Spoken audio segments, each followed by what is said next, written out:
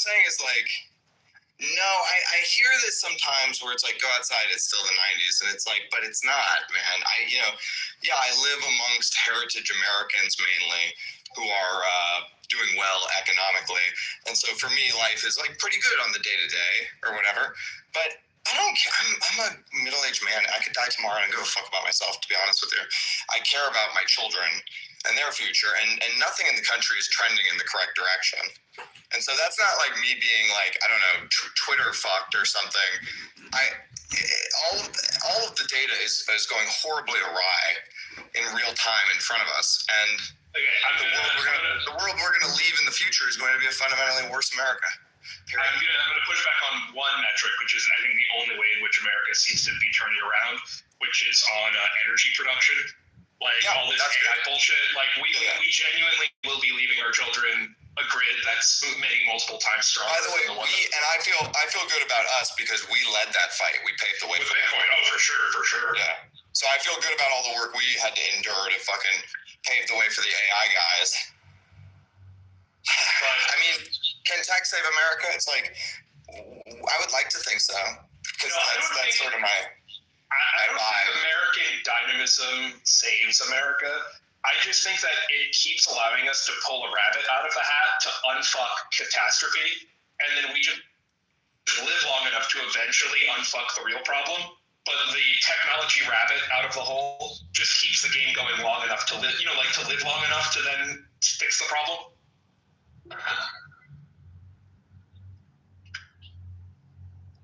Yeah. Well, because the thing I was saying before to you a while back was that I actually think that the debt is going to continue to grow exponentially, and that AI is going to make us all exponentially more economically productive, but they're both going to cancel out, and we're just still going to have the exact same standard of living because the $500 trillion debt will be sustained by everyone having 19 robots. And you'll still work, you'll have a zero quality of life increase. I think that we need to,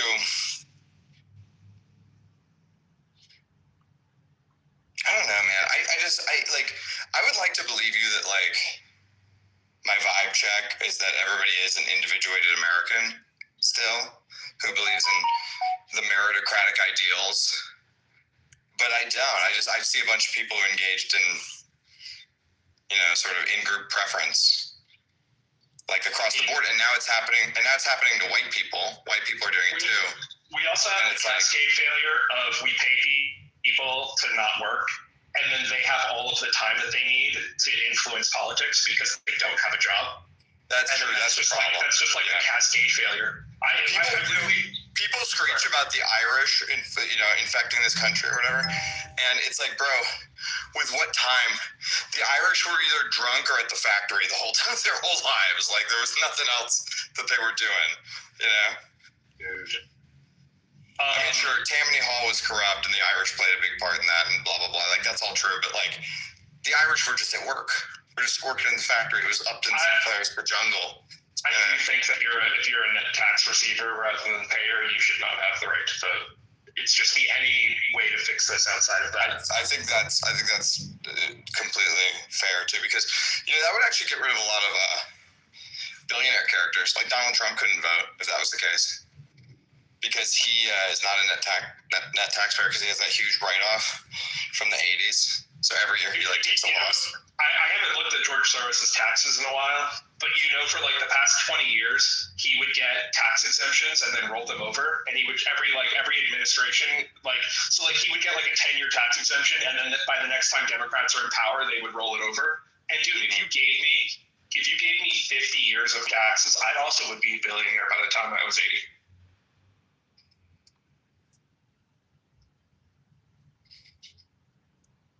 Doesn't it mean much George Soros hates humanity? What a scumbag that guy is. The dude literally said when he was 70, the happiest year of his life was the year that he was a Nazi collaborator seizing Jewish lands for the Nazis.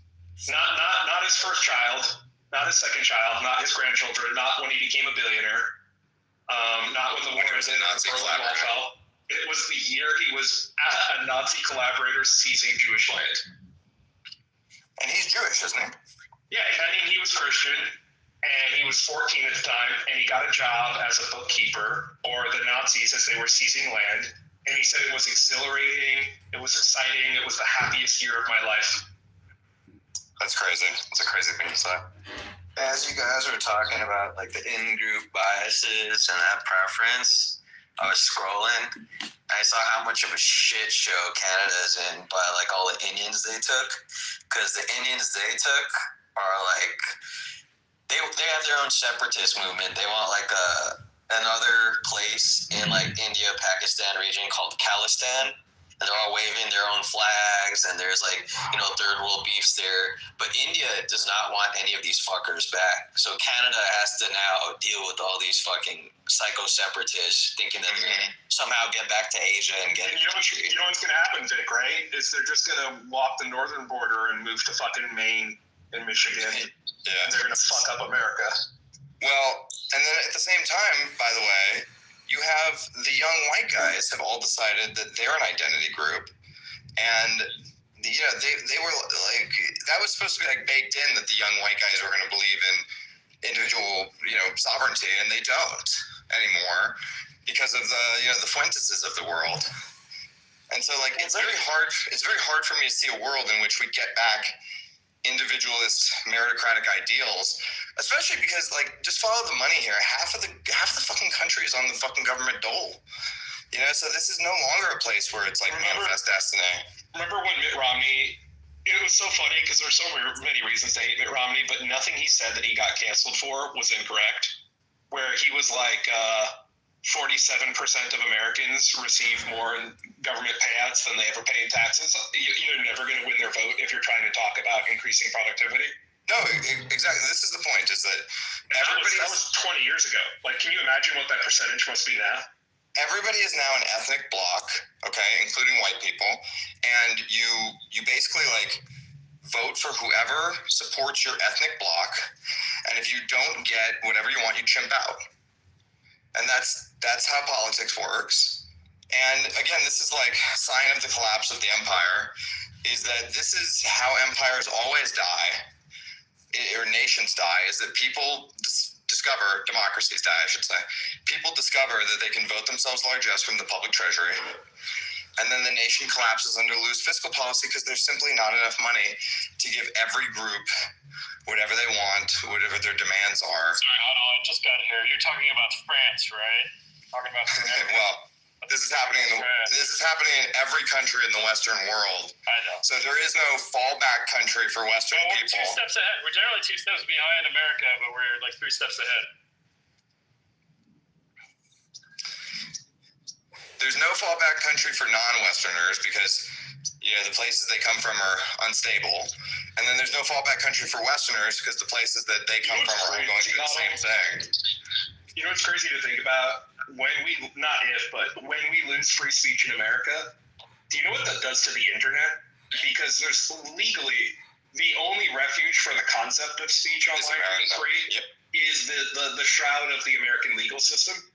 And the moment that doesn't exist in America, there's literally going to be no such thing as free speech on the internet. Once there's no free speech on the internet, by the way, it'll be pointless to even go on the internet. You know, why would you even want to go? It'll just be robots talking to each other, which it already is. I'm just thinking about the scenario where you have to retreat from America, and if America loses free speech, like, how do you even engage in the internet with no free speech? No, America is the place where freedom makes its last stand. America is the Alamo of the world. But we need some help, you know, because we're not as strong as we were 75 years ago, post-war. We don't have the culture to uphold freedom anymore. Have you been following the 4chan lawsuit that the British government has had? What's going on with that?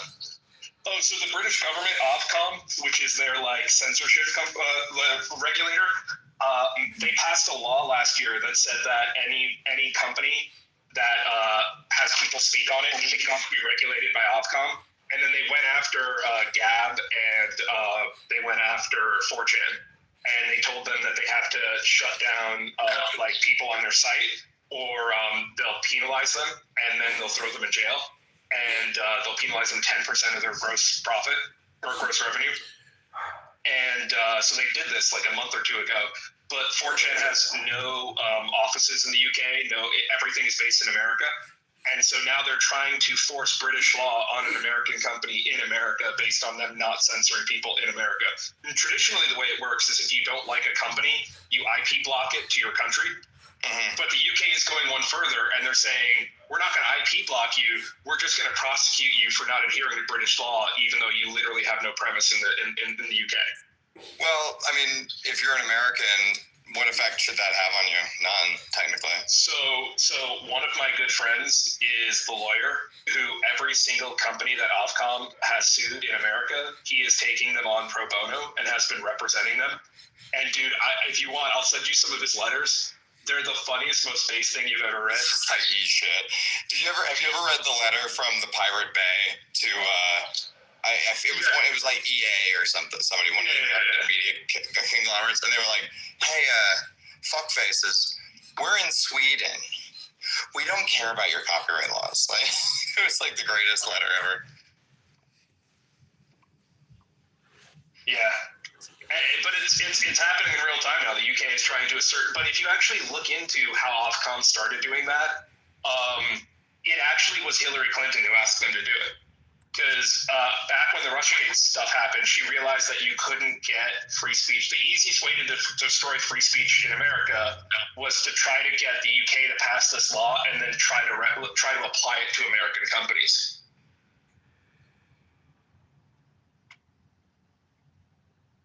Man, we got a lot of problems going on. A lot. But Bitcoin's up. Hey, Trump's here. He's thrown no one in jail, and everything's going to be better now.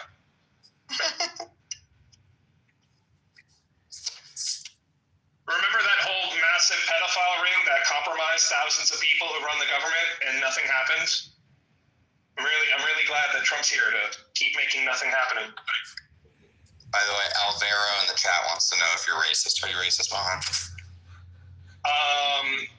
Racism is defined as a form of hatred to a group of people.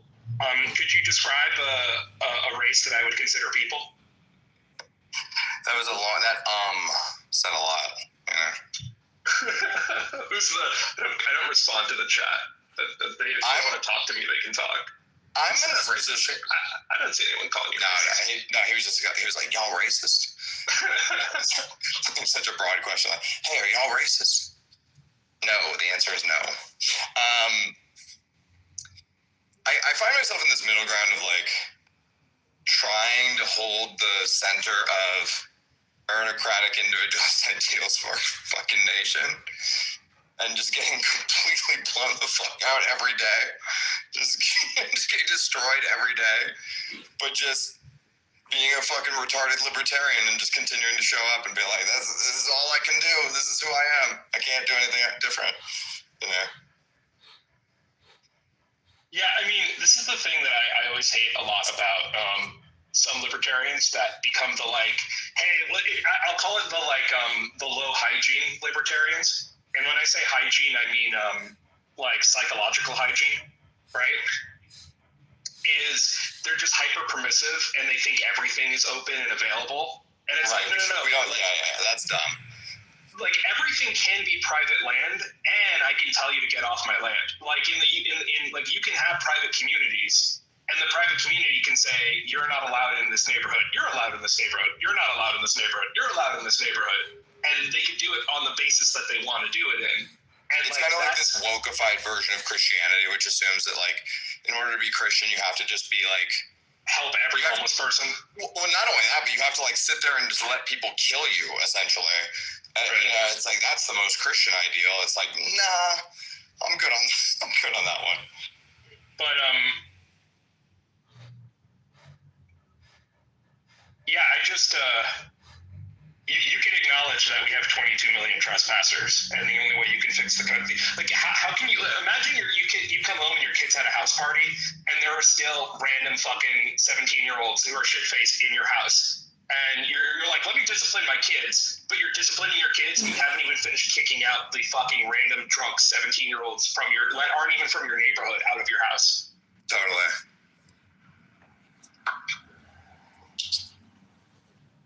Well, the idea that America is just this, I mean, you know, I think America is going through this big identity crisis itself, which is like, are we a nation or are we an economic zone?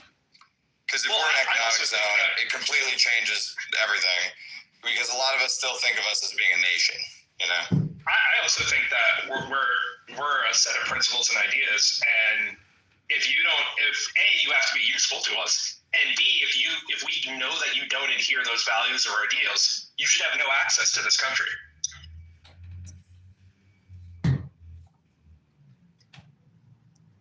I think John Seth completely convinced me. It didn't take much convincing because I was like 80% of the way there. But I think the only way you fix America is by repealing the Civil Rights Act.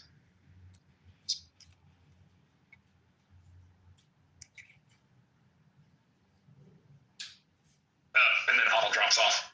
He knows it's too much of a hot potato. Hey, John Seth, are you there? Oh, then John Seth drops off. Oh, God. Just leave me with this hot potato.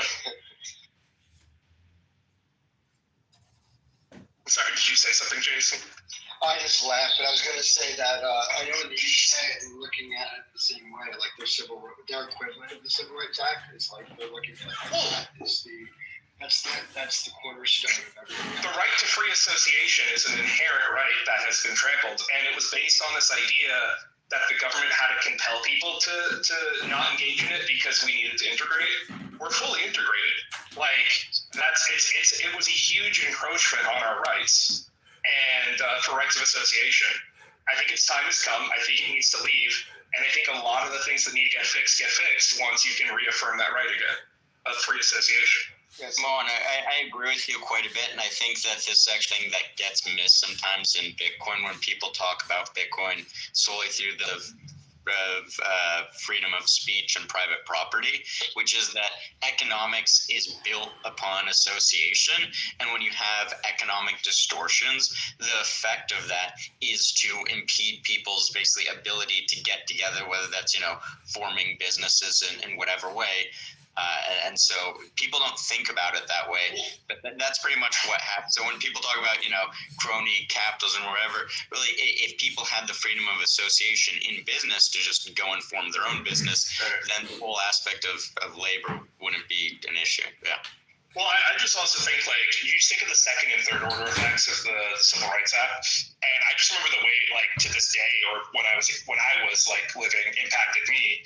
I was a part of a number of fraternities, which because the fraternities were social and professional, which is to say it was a social frat, but we all made sure to get each other jobs when we graduated, that the Civil Rights Act in the 70s forced them to become integrated. And so it was a frat that had chicks in it because and it completely destroyed the name of the group, which was, hey, this is a way to teach young men how to be gentlemen, get us our first job out of college. And I think that a lot of the disparities in female versus male outcomes occurred not because there's obviously affirmative action for women, but it's that there were so many structures that were effectively social affirmative action for men, which is just hey, let me help you out, that became criminal, and then nothing replaced them. And now there's just a shit ton of men who don't know how to become adults or get their first job because there just used to be all of these social clubs or gentlemen's clubs, not gentlemen's clubs like strip clubs, but cigar lounges where you would go and be hey, how do I be a man,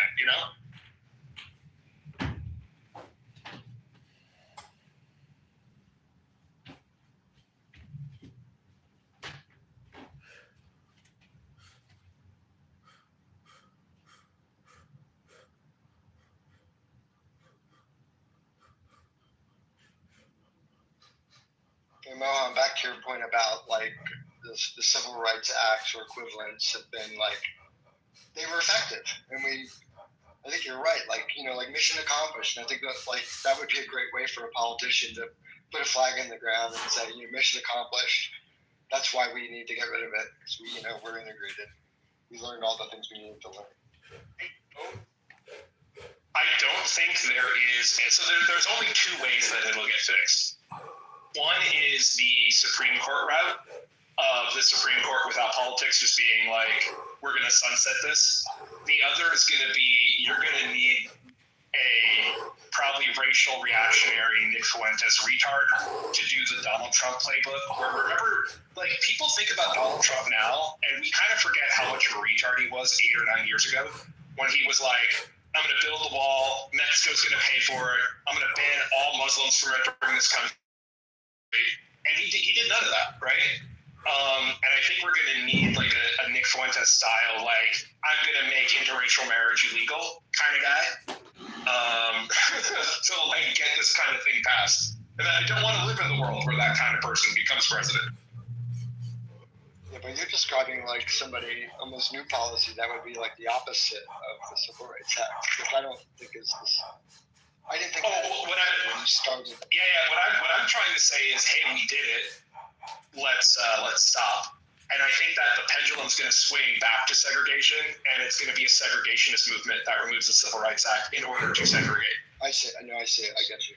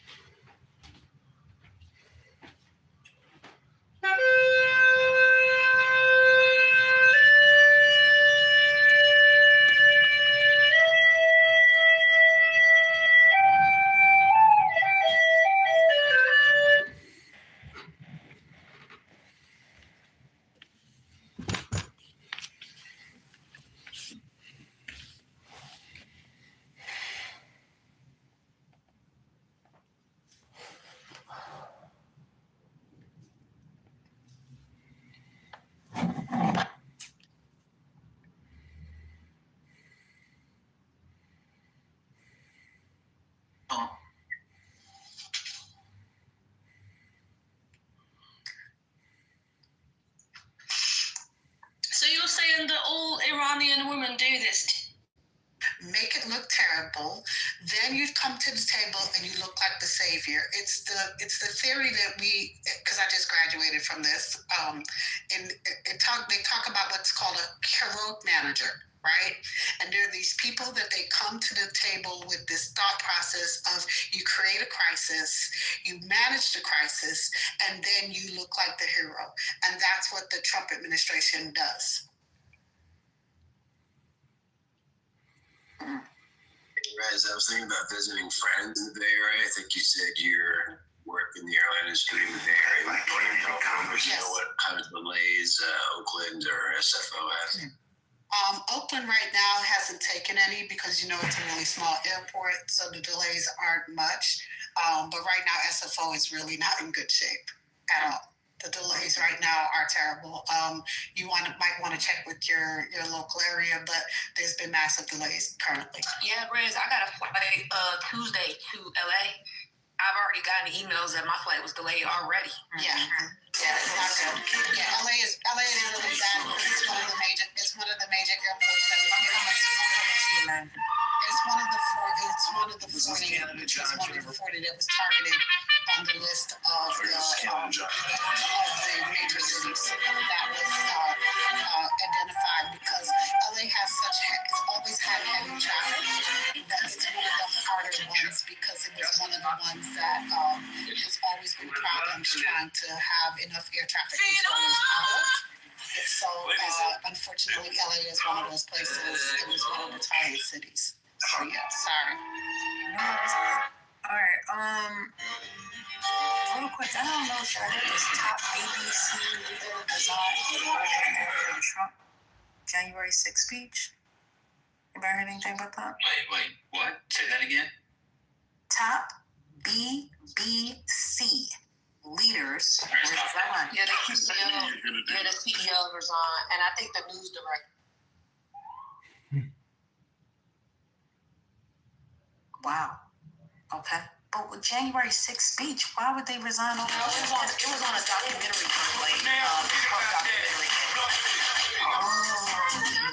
Which one? I love to watch it. That's why I said, I'm a documentary freak. I love documentary. Headline again? I missed it.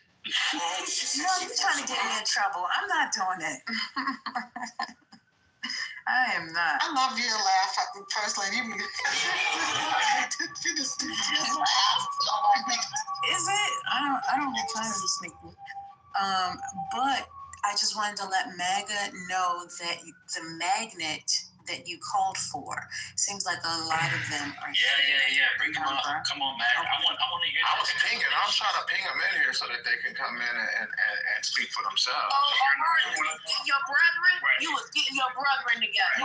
He was advised. He needed his backup. Yeah. I ain't backup. I just felt they needed to be to represent. I mean, Ari was feeling his ass in the wind, so he called for his No, wife. he was asked to call. crazy work. He was I'm surprised y'all let your mama lie the way she did. She said she got a flight. You know that woman ain't never been on an airplane. Y'all just let people come in here and lie. Oh my God. That woman, the only time she been on an airplane when she was working with Cole, fixing the sandwich. See, look, y'all know I'm out in the field somewhere. Okay. And she in the colored section. In the field. She in the colored section. They got colored section on airplanes now. Otherwise, she ain't there. I was cleaning the plane. That's what you didn't know. I was cleaning the plane. No, we knew he was with Cole. She was cleaning the plane, your mama. Oh my God. Can the MAGAs come up and explain Tuesday? Y'all got the biggest racist MAGA up in here. Ooh, Lord. Hey, I was just gonna say, Let's not call people. There's no such thing as racist MAGA. at some point we Yes, we're done. need to talk about the Supreme Court, the tariffs within the Supreme Court. At some point we should chat about that because what happens to the tariff credit if the tariffs are ruled unconstitutional is something we should talk about. And he gonna take that money back. They ain't giving us no check back. He can't unilaterally release these checks anyway without Congress. So what are y'all like? What is going on? Yeah, that's what I'm saying. I don't understand like that line of thinking. Like they're ruling on the case right now, whether like is it like IEEPA or something like that? AIPA. Whatever. If they ruled that like unconstitutional or whatever the word is for it, what happens to like the economic policy of the U.S. after that? I mean, we're fucked anyway because all this is made up. He's not giving us tariff checks. He's not giving us a Doge check. He's not giving us anything but a bigger check that we gotta somehow magically find to pay these motherfucking bills. That's gonna be higher. High heavens about it. They're retarded, and they're trailer parks mad as soon as they realize they're gonna get a fucking check. Racist, why don't you come? You can't say the word racist back. I'm so sick of this bitch.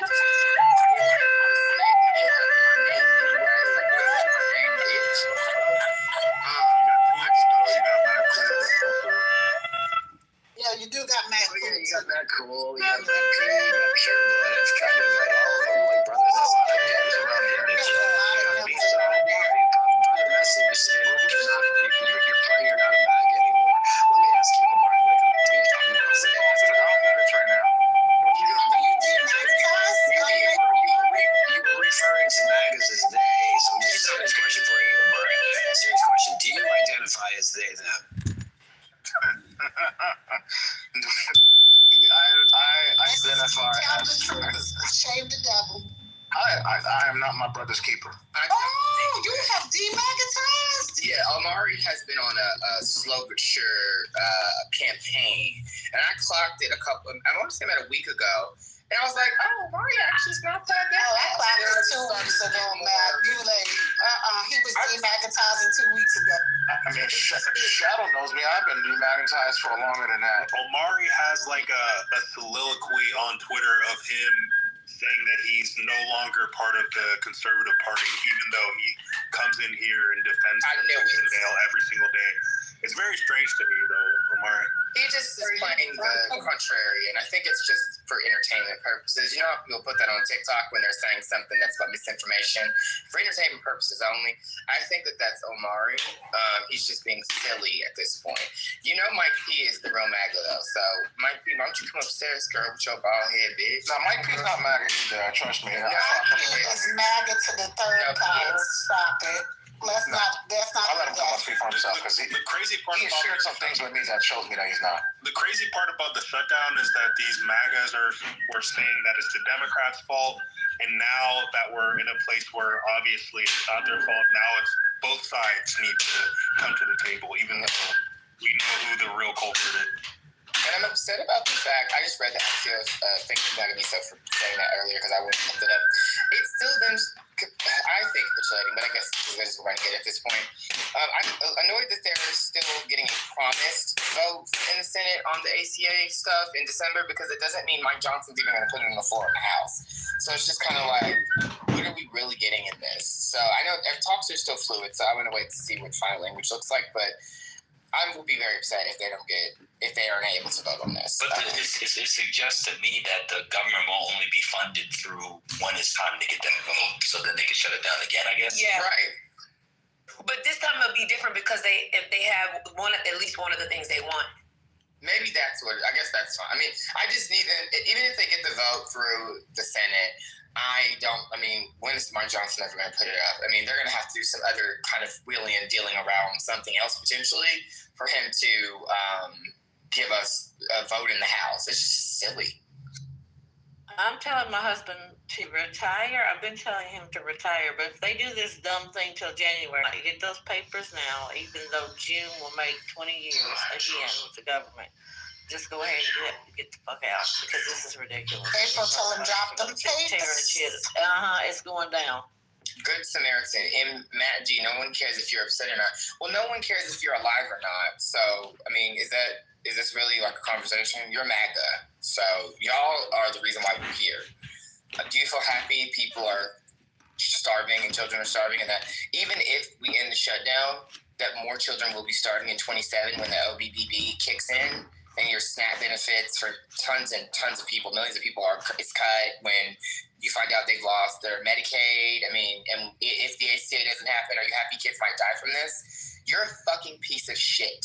Just like the rest of your disgusting Ken that voted for this nasty orange monkey with the wig on. And I guess you're upset that I have a problem that this is going to happen to people inevitably. You're a loser. You're not a good Samaritan. You a bad pussy ass nigga. Now stay in the goo and shut the fuck up and keep my name out your mouth, ho. Man, I cannot wait until you run, because my vote is all day, every day, and twice on a Sunday. Hello, thank you. Period. You whatever. Hate on me. I don't give a fuck. Yeah, you got my vote. Hey man, when you start your channel, We gonna see. when's that channel on? I don't know why they're so afraid to come upstairs though. They want to stay in the basement. Like Drew said. That's where that's because that's their origin. Their origin on the basement, Matt. You already know. Right. They've been basement bitches for how long? Basement bitches, cave dwellers, Period. sewage Sewage sludge. Hello? Okay, thank you. They can't talk real politics because some of them never been in those spaces ever. They always been the ones that been on 2K playing in their mama basement. They still talking trash from their mama basement, and that's where they go always be in their mama basement. They MAGA basement, mama basement, politic talking, trash talkers. They sit in their mama's basement jacking off the Japanese anime porn. They're losing tits on them. And you got pure blood in the chat, right? The quote unquote Black American Indian, pretendian, which ain't nothing on you but ain't nothing Blackfoot about you but your feet, bitch. You need to stop pretending to be something that you're not. I know you're upset about it. You're never getting whatever reparations you think you're getting. You're going, honey. You might be deported back to Africa before this is all over. I don't know what's going on. You think you're an American. You're not a bred American. You're not from here, bitch. You were taken and brought here. It's time to wake up and smell the fucking coffee. Put the feathers down and understand your place, right? Figure it out, bitch. Trying to say something about me, bitch. Don't give a fuck about your broke ass. You just like the other Dollar Tree worker that was up in here trying to talk shit. Your friend Matt Cool, yeah. Your butt broke buddy, and you're mad about it. And I know you didn't know what butt breaking means. You are a plantation product, like the rest of us. So shut the fuck up. You don't come from no motherfucking tent, bitch. Figure your life out. Identity crisis having motherfucker.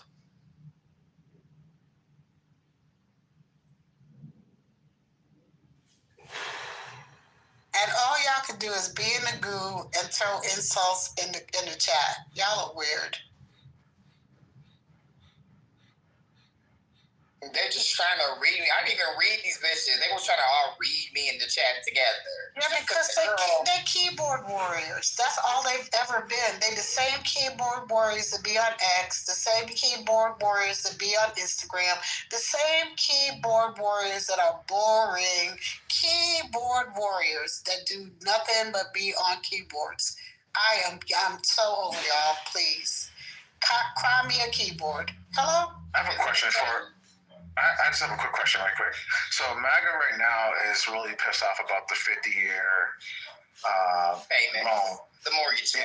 Are y'all with them on that one? Like thinking that's a bad idea? Because I'm trying to figure that out. Like what's wrong with giving options? You don't have to take it, but eventually you'll get equity. 50 years? 50. I want you to think about what 50 years of your life is. Who is going to be around for 50 years to pay a mortgage payment? Yeah. Does that make sense, Omari? How old is the average home buyer? Right. How old is the average home buyer? 35 to 40. Yeah. Right. So think about that. Years old, unless you refinance, you're going to be paying that mortgage off. Right. And the average lifespan in the United States is 70 to 75. So make that make sense, Omari. So what I'm thinking about is like, our family had the house in Altadena that burned down, right? So we had that house since the 60s. It doesn't make sense. Oh my God. Pay it off of Amari, like you're not even listening to your own argument. Like our grandparents and parents have had homes like for more than 50 years. But not with a 50-year mortgage. What are you talking about? Your grandparents didn't have a 50-year mortgage. You're talking about home ownership and not the actual mortgage loan, bro. Right. He's saying instead of passing down, a house to your children, passing down a mortgage. This economy that, like the fallacy that the economy is made for you to own. I mean, that is part of the economy. But for the most part, the reason why we're talking about 84-month car loans and 96-month car loans and 40 and 50-year home loans is for affordability, so that you can build some sort of equity. As opposed to no ownership because you can't afford the monthly payment. How can you build equity in 50 years? What? What are you talking about? Yeah, what are you doing? I'm lost, bro. You want me to explain to you? You want to tell me about it? There's something wrong with you. Yeah, explain who benefits. You were trying to go into like car talk for a second, Trent. That's why I was trying to keep you. It's the same thing. Like, is it? There was a time when the thought of a 36-month loan for a car was crazy. The car depreciates in value. Why are you paying off a loan? Why would you be paying off a loan for 96 months when the car itself won't be worth that in 96? What is the point of doing that? Do you not know what you work in cars? Don't you build them, make them, ship them, create them, think of them? Whatever the fuck don't you do something in cars? What is going on, Trent? You want me to tell you how? Do you want to tell me how it works? I do, because I already did, and you don't know what you're talking about. Please don't shut up, Matt. Okay. Well, look. I don't think I would personally take on a 50-year mortgage, just like I wouldn't take on a 96-month car loan. But right now, would I take? I actually have a 72-month car loan right now. I don't think it's a bad thing if depending on the interest rate, always depends on the interest rate, depends on the principal payment. While the average trade-in car price right now is at an all-time high. These aren't the same thing. Oh my! I can't do this, Matt. These aren't the same thing. Like you're comparing a 50-year mortgage loan to an 8-year car loan. Like you're not going to be alive. Yeah. Like what are you doing, dude? Like this is not a real. You could trade your car in. You're not trading your house in. What are you talking? That's so super fucking weird. Can I speak on this? Yes, I am. Trent, 1 second, please. I am. As we know, I have some thoughts for you, Trent. Go ahead, I am. yet behind that emptiness lies a truth far darker. Let's just call it what it is. It's nonsense, but I think we're all playing the game. Most businesses answer to shareholders, and typically the job of the CEO is to increase profits. And how do you do that over the years? Pass it on to the consumer, extend the loan, etc. Yeah, does it hurt people? Absolutely, but I've never seen a Hyundai of $65,000, and it's going to happen. So that's why you see loans are longer terms, mortgages have longer terms, because you need more capital to purchase these items. And how are you going to break it up? Well, they haven't came up with a great idea yet. It all sucks. It sucks for you, sucks for me. Get a loan and get ready to pay for it literally for the rest of your life and probably your children's. Well, you're forgetting the American way, right? I mean, thank you for. On point. What the man said, affordability. That's the key. That's the name of the game. That's why. I don't think it's from the mortgage game. That's my wheelhouse right there for sure. For many years, we had a 5-location business in Chicago. So bottom line is, when you're talking about mortgages, it's about affordability. We used to have, the 20-year mortgage, and then the 15-year mortgage was really the big deal. Then the 30-year mortgage came out. They said that would never work. Then we got 40-year mortgages, right? So it's all about affordability, and we're a credit society. We live and die by the credit. This whole country, $38 trillion now. I mean, let's face it. How many people have paid off a car? Paid it off in full, free and clear. I mean, you don't get a chance to do that, but when you pass it on and it's in your will, it's in your living trust. You have a ways of chunking down and once you get in it, ownership is really the key, right? I paid off 3 cars. Let's not do that. That is so much bullshit. That's cool. That's good. That's good. But I am. Business finance is my major. That's it. So telling these lies because they're not actual assets, especially if they're depreciable and they're exactly. You know this. No. Cars are not. Cars are depreciating assets. Number one, and if you paid it off in cash, that's the worst investment you could possibly make because you lost a lot of money if you didn't invest that money. That's not true. Depreciating. Very true. That's not true. If you keep the payments off on the car and you plan on intending to use it as an intended property, then yes. Well, you can leverage that. It's just like a house right now. If you buy a property and that property, even though you go into massive debt, if you are bringing in more revenue than you're paying out, your net positive cash flow. You're doing good. And stop telling these people's lies. One thing ownership is you want to have ownership, but you don't want to have to actually own anything. You want control of everything. So that's horrible finance 101 too. Whoa, so you're telling people to have these items and things. If anything, I would say lease the car.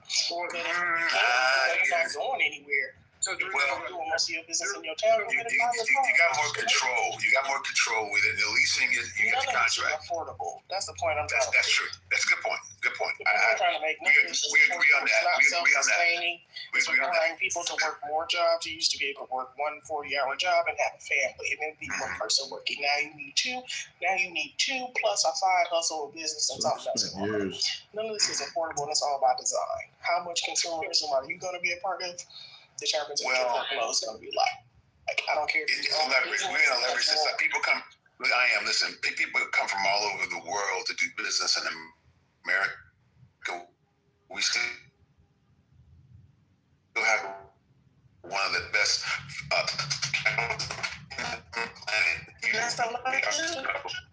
Stop calling these leverage. Yeah. Come on.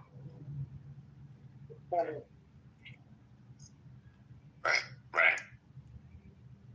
Depending on where they're coming from, depending on where they're buying the home, and depending on what they're buying the home at, and let's say, and I'm just throwing a number out there, so don't kick my ass. It's definitely not they're coming in.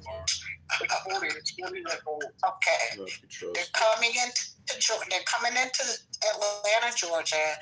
They're buying a home. It's a $300,000 home. They're putting 20% down, which is $60,000 now. Have to finance this home at 50 years. In order to afford it. Okay, in order for them to afford the home, you're telling them that they now are going. It's going to now take until they're 80 years old to pay. Let me for my fucking God. You guys keep getting that wrong though. It's not 30, it's 40. Oh my God. Please allow me to finish. But listen, the average home buyer now is 40 years old. Oh my God. Please allow me to finish. All right, let's finish it. I'm going to do the breaking news. Go ahead. Please. Thank you. Well, go ahead and do the breaking news. No, it's off topic. No, go ahead and do the breaking news. It's off topic. Somebody's in the chat talking about my Calvin Klein V-Neck t-shirt on. My God. Breaking news. It's killing me. Breaking news. Let's go. So sports news. Sorry, that was killing me. Do it. Pitchers just got indicted by the feds. Oh, we don't give a fuck. That was not big breaking news. Gotcha. It kind of is. It actually is, Rez, because it's actually a big problem, the way people sports betting. But if you think going back and forth with a man who doesn't know anything, who said you could pass on your card note to your children is better for the percent of your time. I said house note, man. Don't misquote me. I said the property. Does it have anything to do with the Cosa Nostra family? Is that like? It's not breaking news. We'll do it another time. Breaking news. As Rez says, a thing that is destroying young men, destroying families, people sports betting, taking their retirements out. That doesn't matter. What is important is talking about a 50-year mortgage, which will never happen. Y'all can do that. It is important because what we are talking, but we started talking about it because at the end of the day, it is important because if the possibility of somebody talking about us possibly going into this 50-year mortgage, or we talked about the fact that there was a time where we didn't have 40-year mortgages or 30-year mortgages, but it did happen, and now we're possibly talking about 50-year mortgages. That is scary, and we do need to talk about that. This question, what's the difference between that and what's been going on? Most people, let's be honest, don't pay off their homes. That's not true. Most people will not pay off their homes. And then you have people that go actually and get into reverse mortgages because they can't afford it. You get into reverse mortgages because of scheming and lying in this country. Hold on, can I finish? I want you to get the concept. There's no difference than somebody saying, okay, your mortgage terms are now 50 years, and now you can afford to have this mortgage, and you're only paying $1,000 versus paying $3,000. They didn't do nothing but extend the terms of the loan and probably tack on some interest, hopefully you get a fixed rate. There's no difference than what's been going on in the country when you've had a 30-year mortgage. You get your 30-year mortgage, you rip out 20%, usually that's retirement money, unless your parents set you up or you have a nice nest egg. Most people rip out their retirements to pay for the down payment on their house. Now they're broke, retirement broke. Now you have a house. You have a new house you need to keep repairs on for the next 30 years to keep it up, any improvements, etc. And you rip that money out of either HELOCs or retirement. So now you're still broke. You put all your money into the house.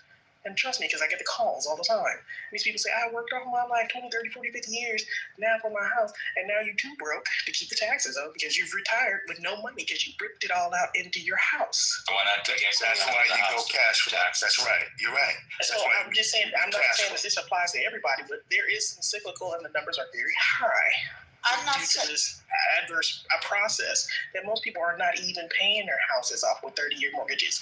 They actually need it extended to have the extra capital to pour into that house. So yes, if your loan extension is 50 years and you're paying maybe $1,000 versus you were paying $3,000-$4,000 a month for your mortgage, I'm not sure how that math calculates, but hypothetically you can make more repairs on your house and do more crap with the house. And hopefully the value will stay up, or you just end up upside down. And so, in short, there's really no difference. Yeah, but Some people there is a difference. They don't buy their house. Let me ask. So if people can't afford, 1 second. Go ahead, Rez. I know you. I don't want you to tell the people in the room that have their house paid off? She was asking me. I've had 2 houses paid off, but that's another conversation. I'm not going there with that. And there's several people in my family that have houses and do have homes paid off, but that's a different conversation. I'm not getting into the nuances of that. I am saying to you at the end of the day that it's about how you buy your homes and what you do and how you do it. Again, I'm not getting into all of that because my situation is different. It's very nuanced, and I'm not going to go down that slippery slope of that conversation. Again, here we go with the smart ass comments. I'm not doing that. Again, I'm not doing that. What I'm going to say to you, what I am going to say to you is that I do know people, and I do know people who have had their homes and have done well as far as the market is concerned, and know how to manage their money properly, who have done pretty well when it comes to managing their homes and their mortgages.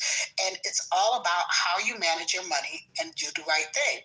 Again, the market, we do know this, that back in 2008, we had a problem with the market.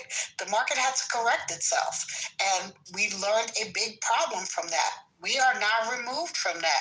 So at some point, we got to take some understanding that the market had to correct itself. A lot of people who should not have been in the home buying market literally got loans that were jacked up, and we have seen the residuals from that. But previous to that, we didn't have that issue. But people were paying their homes off. Let's not pretend like we didn't have people who had homes, who had 20 and 30-year mortgages and didn't pay those homes off and didn't pass those homes off from generation to generation, because they did. And I think that's a disingenuous conversation. They were paying their homes off. So that's a very disingenuous conversation, and we got to stop this shit. The market tanks because people got greedy at some point. That's right. And started doing dumb shit. I helped them make the money. You can tell me the numbers on that. We put $2.3 billion into the marketplace during that run up, right? And I was part of the 08 crisis, so it took my business out. That was the biggest crash I've ever seen. It took me 3 years to unwind. We did $16 million in our final year in business. It took me 3 years to unwind the damn thing, though. It was so at the top. The Ponzi scheme was so large and so big. It was a devastating blow and a devastating process. I mean, some people are still digging out, haven't recovered from the 08 crisis yet, right? Because that kind of thing goes on. There was a time when we paid those homes off. The good old days. We need to get back to that. Right. And the black community was a leader of because we couldn't get our loans. We couldn't get loans from the banks, so we had our own economy going, and that's what we have to get back to right now. We were just talking about that in one of our meetings not too long ago, a few days ago, because that is the key. When people panicking with this government being shut down, but when we think about it, yeah, we're losing a lot of jobs, but we get back to the basics of what we used to do. Back in the civil rights movements, we had less jobs then. The government gave us those jobs because we fought for them. But before that, we were doing just fine. And guess what? We held up the whole company, Cadillac. Cadillac sold the cars because the black folks was buying the Cadillac. That's where the purchasing came from. Cash, mattress money. When the banks crashed, everybody lost their money, but black folks were up at that particular part because we couldn't get into the banking system the way we had. We had a lot of our money buried on our land and things we paid for, things we owned. So that was really a part of the process. And now we're in the credit system. Now we got to learn how to work the credit system and use cash flow, guys. So generating cash flow is the key to give you that edge. You buy on affordability, sure, you leverage it, but you make the cars work. You got Turo, you got co-living, you have veterans housing and special needs housing. You can make that house pay for itself 10 times over. Right now, did you know you can get a house, a 4-bedroom house, and rent it out to sober living people and get almost $800 or $800 to $1,000 per person? That's almost $7,000 a month. Your mortgage is not going to be that. I'm telling you. Please, Mars, come on. Y'all gotta take it. Okay, he's done. Okay. Sound like he was gonna start selling us a corpse. I'm done. No. That's it. Keith Cardone with that Calvin Klein V-neck on. None of this is relevant to the previous I like my V-necks now. Leave me alone. None of this is relevant to the conversation that was previously about 50-year mortgage, right? So housing is supply constraint. Adding more demand to a supply-constrained market without addressing the supply constraint is going to skyrocket the prices. Moreover, this is not really a good environment when you have stable inflation and interest rates, which is going to, and 50-year mortgage would make those people even more vulnerable to interest rate fluctuations. It's going to skyrocket the prices, which is going to erase any affordability arguments whatsoever, right? And it's going to make housing even more expensive for everybody else, not only those people. No, I mean, no, but look, I understand what you're saying, but yeah, if the interest rate, this is like the misnomer. If the interest rate is similar on a 50-year term as it is to a 30-year term, it'll likely be higher. But if you're getting a similar interest rate, it allows more young people, because the average entry into the market of home ownership is now 40 years old. So it allows more. Why would the interest rate be similar?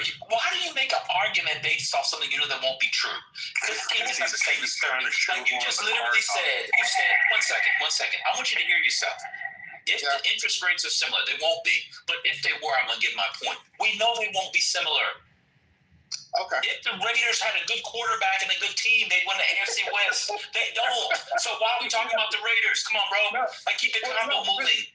No, so we are keeping the combo. Look, the interest rate, people don't recognize this a lot. And I got to go back to autos because it's... People don't recognize... Wait, Americans don't recognize interest rates are high? No, Oh, is this your special insight, bro? Why you got that shiny suit on? He wants to talk about cars. Keep them on No, track. I don't want to talk about cars, but they're actually the same thing. Same banks. They're actually. Get you a Zanga suit, Trent. What's wrong with that? Maybe I got a Zanga. That's one of my Trent, favorites. can you give a comment based off the fact that interest rates will not be the same? One second. No. The interest rate. 1 second, Trent. Let me ask the question. Let me ask the question because you just said. Can you respond based off the fact we know interest rates won't be the same and it will also increase home prices? Answer that question. I do think it will. I will agree with neoliberal. It would probably increase home prices because it's going to increase the amount of people that are able to purchase a home. However, if the interest rate is like a point higher, I don't know what the interest rate will be on 50-year mortgage, but we're talking a point and a half higher, then I would say you might want to consider a 40-year mortgage, a 40-year loan. Just like if you're talking about, and just let me land this Megan, so a lot of people don't understand this. A lot of people will not take they'll lock themselves into a 60-month loan because that's like what is in their head when the interest rate on the 72-month or the 75-month is the exact same. And a lot of people, like Drew was talking about, need a cushion, right? If you can make the payment on a 72-month loan, okay, or you can make let me do numbers on this. If the payment on a 60-month loan is $600 bucks a month at 1.9%, and the payment on is $550, right, or $525, a 72-month loan, but the interest rate is also 1.9%. Just take the 72 months. You can still get the $600 payment. You're going to pay it off in the same amount of time, but like Drew's saying, you're managing the credit just in case something happens. You got that $75 cushion per month should you need. Okay, Trent, a couple of things. Comparing 72-month car loans, a depreciating asset with a 50-year mortgage is absolutely asinine. Exactly. I mean, it's utterly. I'm just. You just got to finish. How come Trent got to finish his? I can't finish. I just started. But let me just finish the point. Everybody knows who owns a home that interest is front loaded. You won't even begin to start making a debt on the principal for years. Unless, my brother, there are ways to do that. Yes, go ahead, please. I'm just wondering. You know what? Is this true? It is. You said that black people were doing fine during the Great Depression. My God. Well, I'm almost done. Why should we listen? Because they had cash in the mattress. My great-grandpappy, your grandpappy's a great-grandpappy's for some of you young, who were tenant farmers in Alabama and in the South where most black people lived. We're doing fine in the 1930s when black poverty rates were over 70%. Why should we listen to anything you're about to say? My caveat. Well, okay, let me ask that question very briefly, okay? Because what I said was their power shined at that time because they were the only ones with cash. So by being lynched and kept out of public accommodation, black people we got they had 2 gold coins and a lucky feather from their Indian grandmama in the mattress. That was going to happen anyway, right? But what they were doing, because we were already under that gun, brother. But what happened was we finally got recognized in our own way, and that's why they recognized black people in the 1930s. But guess what though? A lot of people, because we had towns, we had our own economy. We had our own economy, brother. Who recognized black people in the 1930s? Look at the history of those towns that were. That's what I'm asking you. They bombed the town. Okay. So listen. They bombed the town. You're talking to a black activist. First of all, I don't care if I'm talking to the black Johnny Neutron. I don't know if that is, but okay. 1 second. Yeah, tell me what you want, Dr. Drew Hill. Tell me what power black people had during the Great Depression. Well, first of all, you have to know that we had black senators back in 1895. I got you. No more black senators left. Hold on, bro. The black senators had been gone by that point, by 1895. Well, that's when they got ran out. Before that, just before that. So I want to refer you. 1930.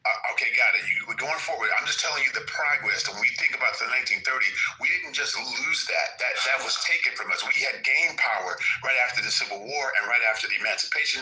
During that whole time frame, we had begun the Reconstruction. Now we began to gain power, and then we lost it. The fights came on, and then we gained power again at a certain period of time. Then we had the big raids, the 1919 Red Summer of 1919, the 1619 project way back before that. Okay, of course that. 1619 project? That was 5 years ago. No. The 1619 project was the attack on black folks, as I'm trying to say. The bottom line is we have these points where we rise up and then we get knocked down, right? So 1930s, even though we were. No, I'm not giving the dates. Give me a time. Let me point it on, bring it on for you, because in that time frame was when everybody else was suffering. Because of our suffrage, we already knew what to do, and we had resources we could get, and we were the only ones in town with cash. We were the only ones that people had leaned on. Even white folks, good white folks, were borrowing money from people who were holding the family up. We didn't just work in the houses and in the labor departments. We had other means that we were used to that gave us a certain endurance and resilience where we were able to get some respect. And then they came and took it away again. Like what? Well, I'm not denying what happened now. Don't get me wrong. I'm not. What does it mean to work in what it's like you said they worked in labor departments? Were they delivering babies? What are you talking about? No, the Department of Labor. I mean the economy. They were laborers in the economy, right? Yeah, in the houses. Like what? Porters, service people, and we had our own. We had our own farms. We had things that we were doing too in the economy that were working effectively. Now, don't make me a historian because that's not my wheelhouse. We know. Well, I do know the facts of the economy, and when you look at the economic factors of that, those are things that we do. Home ownership has been a problem. Let me give you the facts. Black unemployment during Great Depression soared to 50% compared to 31% of whites, right? Okay, go ahead. Black Americans were first to be laid off, right? Wages for Black Americans average at least 30% lower than those of white workers, right? Deepening economic inequality.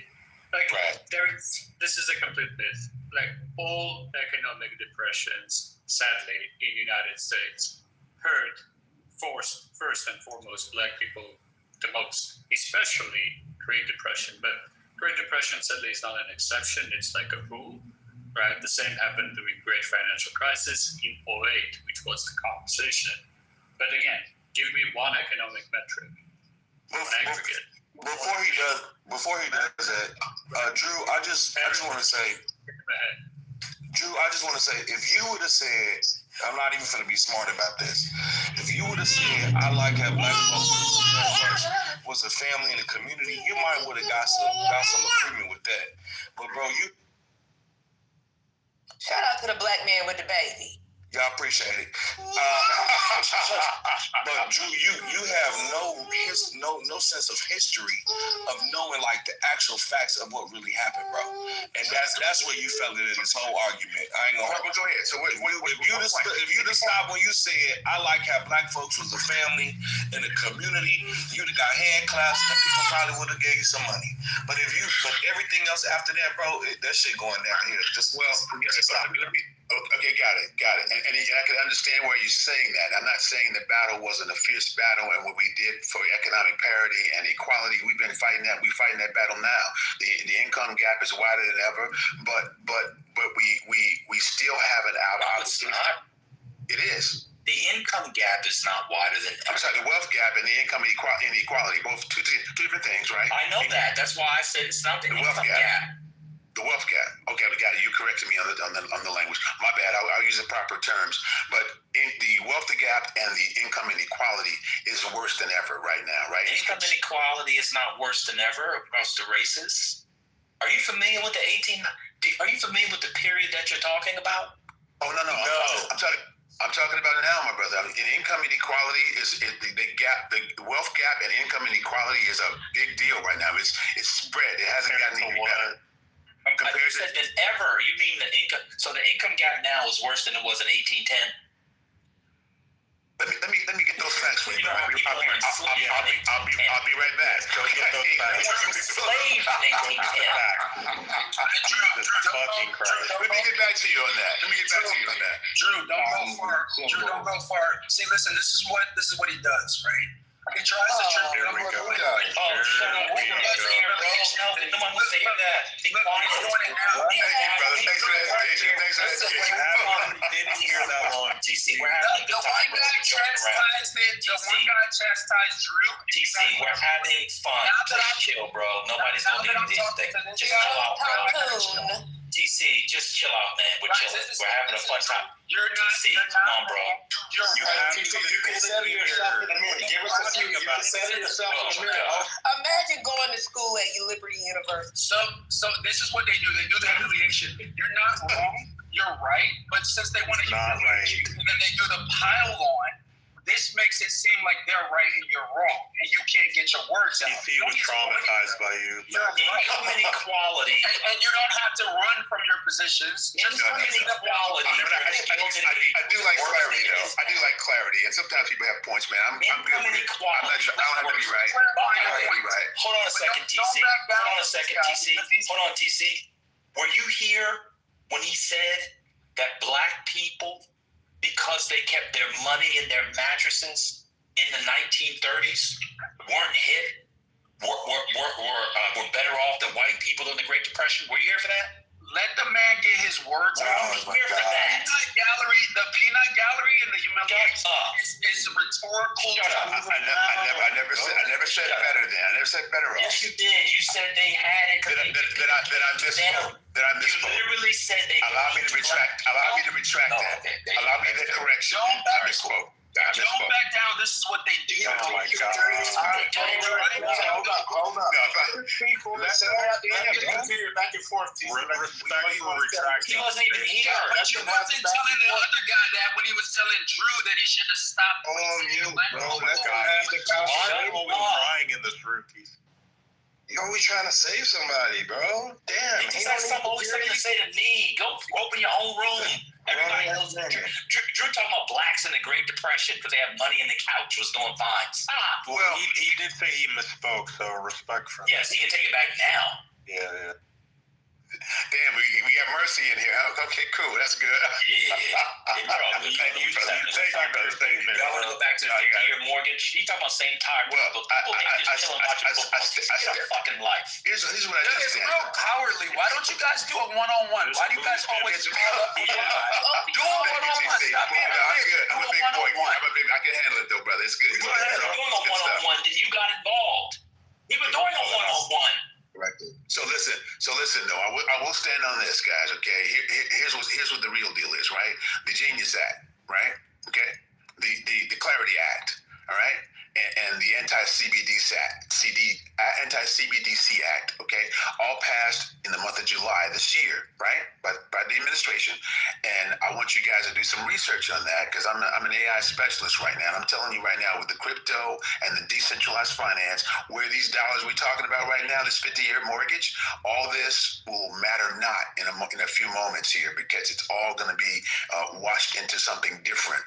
And I want you guys to be aware and just do your research. Don't base on what I'm saying. Just make sure your dollars and the money you're earning on your jobs have some place to go, and it matters somewhere, and you're in the right spaces, and you got your hands into where they're moving the economy. Hold on. This 38 trillion, right? So it's 50-year mortgage. Hold on. Can he respectfully just let you land? Go ahead. Like, is he even talking about the same thing? They can divide for fairness. We're asking for fairness. Let this be a fair one-on-one without the peanut. Shut up. Move Drew down. Please don't touch anyone. That's First Lady and Patty only. Mods, don't touch anybody. He's not in the room, bro. I don't see. Yeah, he wasn't dropped. He left. He wasn't dropped. He swiped out. The app's been lagging, so he might come back in. So you got to do that sometimes. Let's don't assume that the mods have done anything with the glitches that Clubhouse has going on. Respectfully, do I? Yeah, I don't see Drew in the room. Yeah, I think he swiped out or Well, TC was definitely dropped with good reason. I'm in the room, goddammit, come for me. Nobody was I talking. want to pick on somebody on all sides. How about that? What's the I'm right here. What's the Because he know he can't do one-on-one with you. He has to do the humiliation thing where everybody piles on. Him down. Do it one-on-one. Let's go. Any topic you want. I wasn't talking about the first lady. Can they do the one-on-one without the? Hold on, bro. Hold on. I wasn't involved in the 50-year mortgage. I was trying to break the news on the baseball thing. What do you mean I'm trying to humiliate him? I wasn't even talking. I only brought something up when he said the thing about the Great Depression with black people putting money in their mattress. TC wasn't even in the room for that. I know he wasn't in the room. Black unemployment was like 50% during the Great Depression. They were not doing better because they had money in the mattress in the 1930s. I wasn't even in the topic. That's not what he said. He didn't say that. He said it before he got here. All right. If he said it before he got here, when I came on stage, you know what I heard? Yes, you heard income inequality is the greatest that has ever been. And you say, no, it's not. No, it's not. Are you crazy? It's not. Back to the 1800s. It's not. And then you guys piled on him. Yo, you got to support his argument. So you guys are doing that humiliation shit. Let the man get his words out. Stop dropping him and stop muting him. You shut up. Who the fuck are you? You talking to TC, goddammit. You gotta shut up. I can't do it. Go enjoy your Sunday afternoon. I am so tired of his ass. Hey, everybody wants to hear you eat on the mic. You eat, that was bitch. fucking Shut up, crazy. bitch. I don't know how y'all tolerate him all the time. It's just annoying, y'all. It is. It's fucking stupid. Can y'all move off of the mortgage topic? It's really just annoying at this point. Like, can you talk about the gambling scandal or whatever? Can you just move on from No, Red said that wasn't important, so I'll talk about it. You could talk about it, Mag. I was just joking. Go for it. You got 3 houses paid off, do you think? Oh my God! Do you have to be so? Actually, you do got 3 houses paid. I think that might be the first non-billionaire thing non-billionaire person I know. Are you hating? I love that.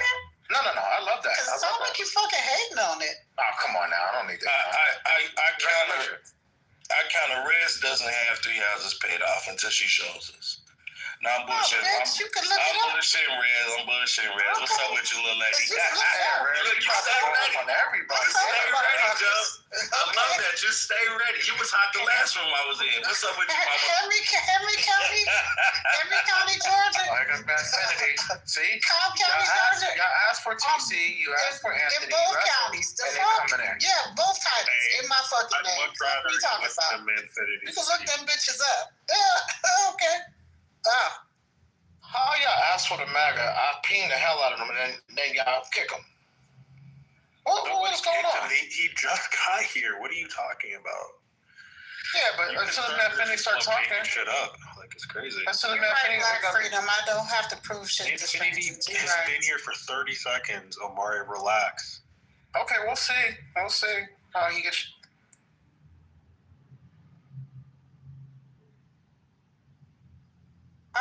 One lesson. Man, Finney's been on punishment lately. He can't really talk. Man, Infinity, how do you feel about the tariffs, though? See?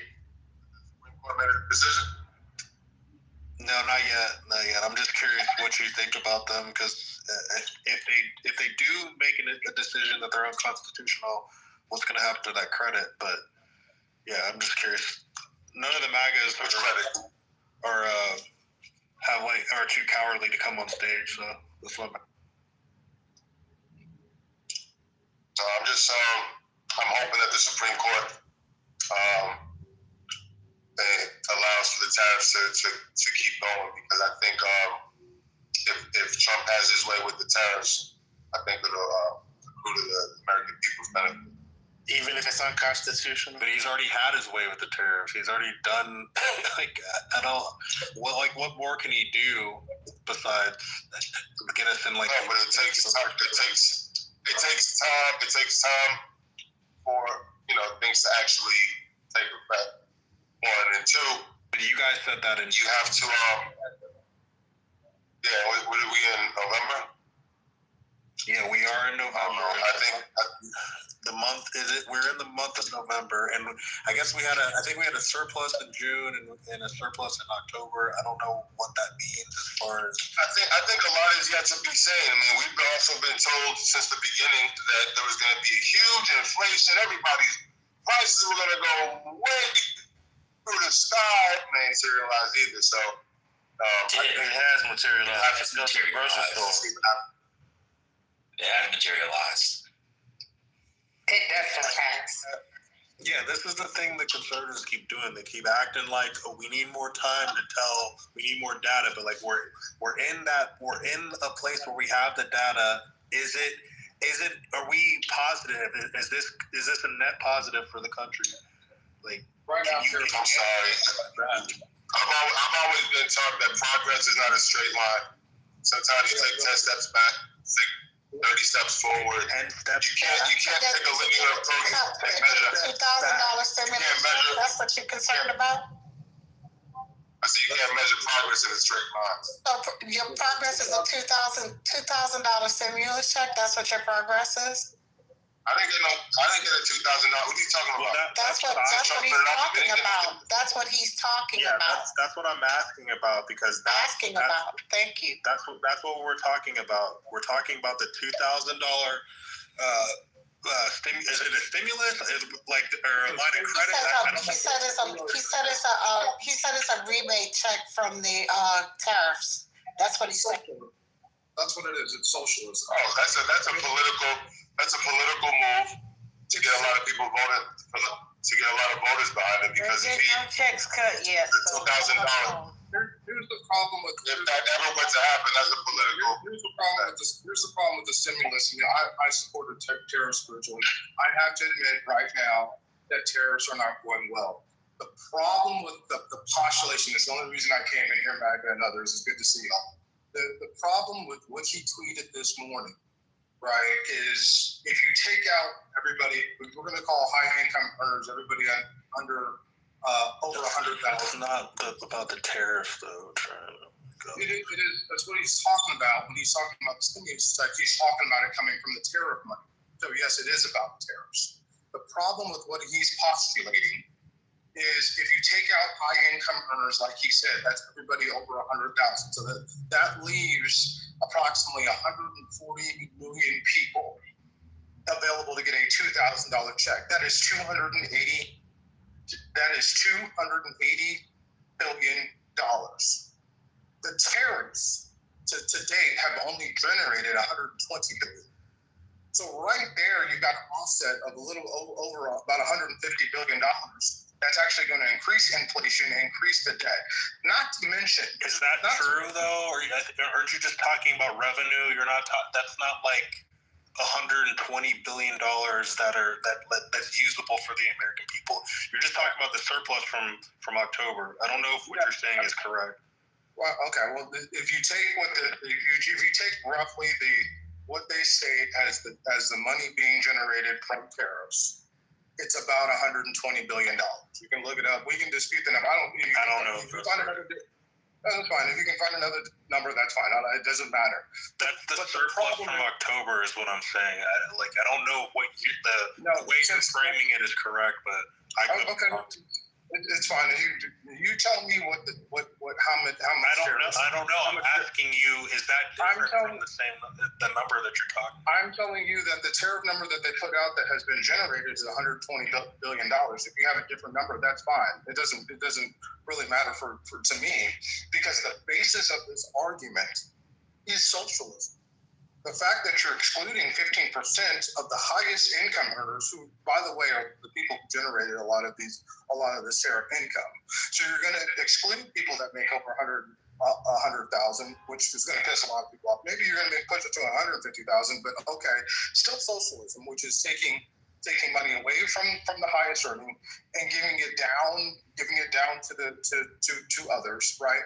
That's a problem. And the second problem is, it is going to increase inflation, okay? And I don't think it pays for itself. If you think tariffs have generated more than $280 billion $280 billion. You have a different figure. It'd be great. That would be good because there's other analysts already saying that those numbers don't compute. That's my problem with this entire thing. You know, Trent, I think some of the math. Defining what socialism is. Like, you're kind of just throwing that word and you're not really, like, you should pull up the definition of what socialism is. Because what you're talking about is completely different. I know what socialism is. Trent, you just described just our regular taxation system. But before you get into the weeds about this, I think Trent might actually, and I'd have to look at the data, might probably somewhere in there have the numbers on his side. But none of that shit matters, right? I'm going to tell you why. Because all this is, Trent, is one, it'll never happen. And two, Donald is attempting to buy votes. That's it. That's all. There's a period at the end of that sentence. Donald's trying to buy votes. He'll say whatever that anybody will possibly believe in order to affect that. But that's all that's going on. That's because he has to. Guys, I apologize. I dropped out for a minute. My battery went dead. My bad. I didn't watch my power base. But I wanted to finish up on something before I go, and that was my cue to stop talking and get to work. I'll go walk my dogs and do some other stuff. But listen, and thanks for that, Rob, because that was right on point. You're right. Buying votes. He that's why he forced. Even though Nancy Pelosi and the Democrats passed the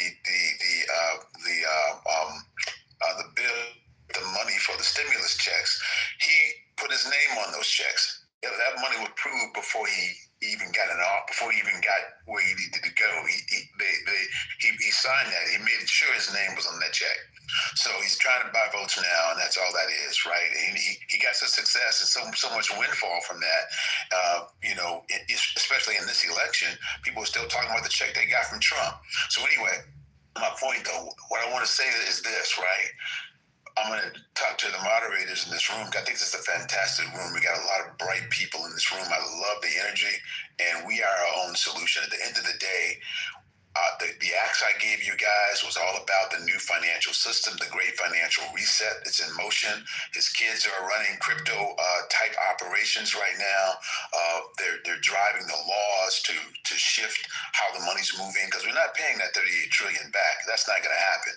We're going to shift and keep control of the economy worldwide on a global scale, and that's through crypto and decentralized finance.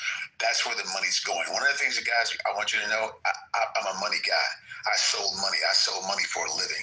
That's what I do. So I follow the money, and the money is right now. Over here lying again. Go ahead. No. I'm just the truth. Absolutely. So the bottom line is that we need to be in position and have this cash flow.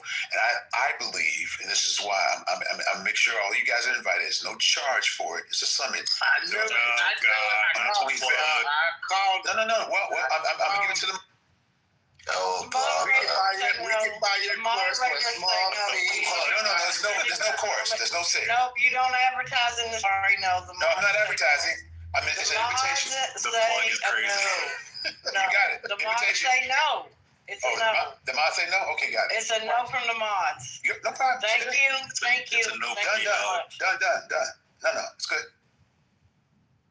That was a crazy plug. I did want to ask Drew how do you feel about how do you feel about your finances and with this current administration? Well, my finances is current administration. I think that it's there's a lot of opportunity here. At the same time, where there's a lot of devastation, it's a transfer of wealth. There's a lot of transfer going on. A lot of changes are happening, and if you don't know where the money's going, then you're going to feel that what's going to happen to the dollar. If you look at the change of the dollar, the value of the dollar over time, the dollar's down. And it's been going down for a long time. It's not that something happened all of a sudden. It's been going down for a long time. And other people around the world are understanding that. And that's why you see China all in Africa, owning everything, having their hands in everything. And on the continent of Africa, Africa's not a country, it's a continent. What? All the countries, all the countries over there in Africa are moving that, and the money's shifting. The wealth, you got the BRICS going on. We know about that, right? Everybody's intelligent. You know about BRICS, so that's a whole process. And BRICS is changing the dynamic, and China's fighting for the economic hot seat, and we're in this AI war we're in right now, this economy is changing, and we have to shift with it. It's a big change, not a little change. It's a mammoth change, and the people at the top, the billionaire class, what things we're seeing, things we never heard of before are happening, and we have to shift that follow the money. And that's what I'm doing. I'm doing it with government contracting. I'm doing it with crypto and DeFi, and we're doing it with real estate. So that's it. Tokenization of real world assets. Look it up. You guys do your own research. You over here lying again. What school you went to? So that's right. Yeah, don't go there. University of Maryland. Don't go there. You went to the University of Maryland and you're talking like this? Online or talking like what? Yes. It's just a battle. Like it's just it's like a chat GPT answer response. Who was that saying that? Saying that. Where they got commercials like That's crazy. You know what you're talking about. If you know what you're talking about, it wouldn't be there. You wouldn't be saying that to me. You said you were an AI specialist, and that's why you knew about crypto. Like you just say stuff. No. AI is what I do. That's what I do. That's for me. That's for me. AI is not your career. No, I never said that. You don't do that. Let me ask him one finance. Can he tell me any type of, you know what, I'll make it even better. If he could mention in history a currency that wasn't regulated by the government that was successful, can he tell me about a time like that? Before that, can you tell me what's the difference between cash? I ain't gonna say before that. What's going on? Because he be over here lying. Hold on. Neoliberal said before you answer the black lady question, answer the white man's question first. What's going on here? Can answer both questions of Maury. Oh, Maury, come on. Listen, I don't mind being wrong or telling me that I've made a mistake or I'm in error, but I never really lie. I don't deliberately lie. I don't do that. So, okay. I won't be inaccurate. Sure, no problem. I mean, if I'm wrong and you can prove me wrong, you got some more data that's better, I'll give it up all day long. But I'll work on empirical data. I get paid to be right, be accurate at least anyway. So forget right. Accuracy. So there's a thing that. Also at 2024. But you're not paid to be an AI specialist. No. Actually, my friend, you're wrong. I just got a $5,000 client just the other day. I do get paid for AI. So that's a side hustle. No. It's a direct hustle because I put AI in all my businesses. I'm paid to go in and integrate business. That's what I transferred to, and that's what I do now. So that's not good again. Right. So I'm just sharing. It's a lot there, right? But I'm just sharing with you what my goal is. What did you vote for in 2024? What? Who did you vote for in the presidential race? Well, I may get lambasted, but I voted for Kamala Harris. Okay, period. That's what I did. So I mean, and everything, and everybody else along that man. All right, Gumi. No, I'll be there. Stop being a troll, Mari. So Drew, can you ask your question again? Like, I wanted to hear that. Yeah. So I will say this. I'm gonna say this right quick, and I want to make sure.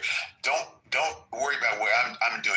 If you want to reach out to me, anybody that DMs me, I'm gonna make sure you get plugged in this information, because information with action. We're not. Okay. No. I'm not plugging anybody. I'm just saying. No. Again, stop. If people are interested in you, they can click on your face and go to your bio and figure it all out. I love how you stop. Infomercial hour is not here. No. Okay, what's the earlier? Let me close with this. No infomercial. It's already closed. You're closed, sir. You're closed. Who is that? You are closed to business. You're closed. It's April. It's April. That's who it is. You're closed to business. I got you. So listen. Thank you, Drew. No, listen here. Listen. You're closed. Okay, no plug. Okay, it's done. No, none of that. I'm just gonna finish what the person asked me. No plug. Drew, I'll just say this. You sound like a moderately intelligent person, but you are going off into like trying to promote yourself, and that these people on this stage don't like that. I think some of the things were completely intelligent. But hang on, let's go back to the topic because let me land with this so I'm gonna get out of your hair. Let me finish what I'm saying. And thank you for that, brother, because I think you're intelligent too. There's a lot of these other people. That's why I'm here and spending my time in this, because you guys are super. I mean, really, it's really great. A great room, a great house. So I'm just giving you respect to and whatever they want to do, however people want to do, the moderators want to do, I'm gonna do it that way. That's it. It's simple. I should ask for permission before I even said anything about that. But here's what I want to say. And the general subject matter, I want you guys to investigate for yourselves. So when you find out I'm accurate, you'll come back and we can do some business. And I need you. I need the people in this room for the love to of bond. Jesus. Okay. No. All right, it's enough, Drew. I swear to God. So the subjects. All right, you got. I'm gonna leave you on the stage if you quit. If you keep it up, I can't. What did I do? I can't be responsible. Okay, all right, I'm done with it. I'm done with it. We got leadership. I'm respecting leadership. I go off mic. I'm going silent. Thank you, guys. Okay, so back what I was saying. Look, Manfinity left and MAGA left, who I actually want to have this conversation with. Yeah, we talked over Manfinity. That's why he left. Literally asked him the question he tried to answer. He doesn't have an answer for this. Manfinity runs. You didn't let him speak, dude. Didn't let Manfinity speak. I listened to Manfinity drone on for hours. What I'm trying to tell you is, let him speak when I asked him the question. Okay, well, fine. What I'm saying is, I run the numbers, and if you go look at the Twitter folks, and even I got Republicans friends texting me talking about, what the fuck is this? What is it? What is this giving a stimulus check for $2,000? We just lambasted Biden for doing the same thing during COVID. It's only inflation is going up in certain respects, and so there are people financially inclined and voted for Trump on these levels. This is an extremely populist and to MAGA all day. If you go look at Twitter, it's saying socialist all over the place. This is look to me, I don't have another word for it. It's a very socialist construct and giving a $2,000 check. And I'm not even saying that people don't need it and that we shouldn't have it, but to essentially tax the American people and then give it back to them in the form of a stimulus check is like the very definition of socialism. I don't understand why you would tax people, tax us as consumer, run it through the government, and then hand us back $2,000 with still a blooming deficit. Right? It doesn't make any sense to me. So I don't think it's a good idea. There's people on the right and the left that are both thinking that this is a bad idea. I'd love to hear what y'all think. Because again, Donald is trying to buy votes. Of course it's idiotic because he's fucking idiotic. There's no concept or thought process behind this except for I want to buy votes because this shit worked last time. This shit's been a bad idea. Not just right now. For the TV commercial break. Hello, everybody, and happy motherfucking Sunday. Welcome to Politically Correct. We've been hearing a lot of discussions across the board. Ultra. No. Okay, never mind. That's me. Ain't that about it? Love you. Anybody for this stimulus check?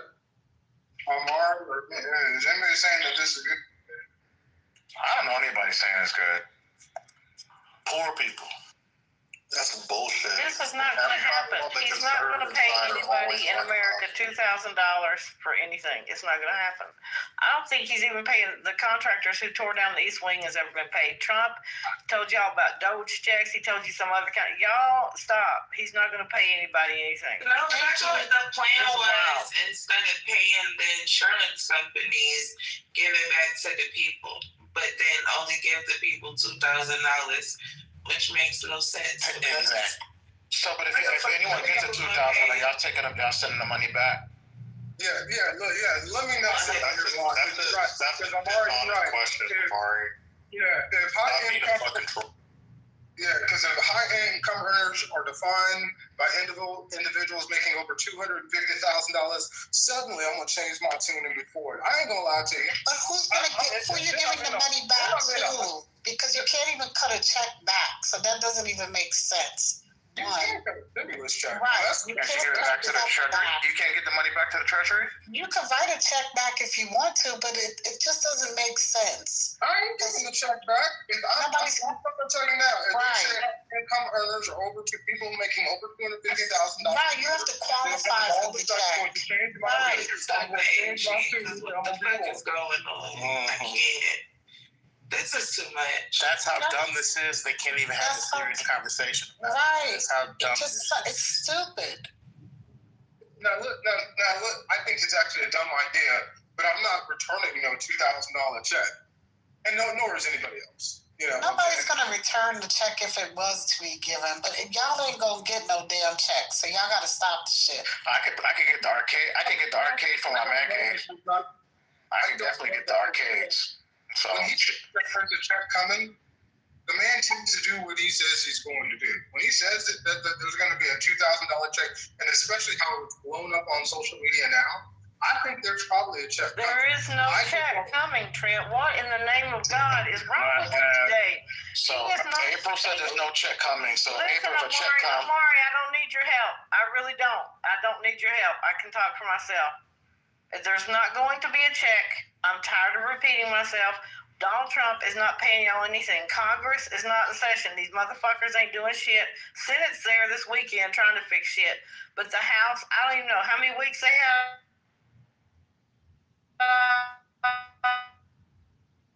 Take.